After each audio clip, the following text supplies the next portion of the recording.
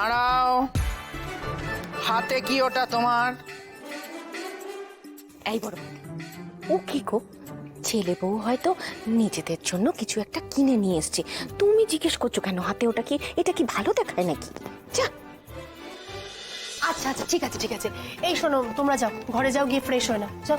হ্যাঁ হ্যাঁ, যা তোর ফ্রেশ হয়ে নে।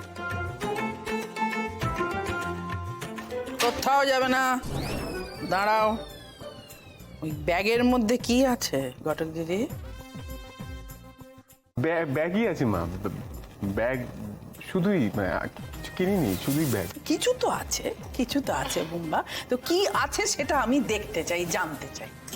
কাকিমা, আসলে আমি না উকিলবাবুকে অনেকবার বারণ করেছিলাম, কিন্তু উকিলবাবু না আমার কিছুতেই কথাটা শুনলেন না। এই এই যে দেখুন।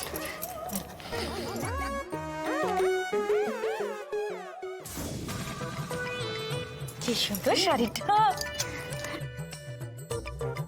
বুম্বা, নতুন শাড়ি।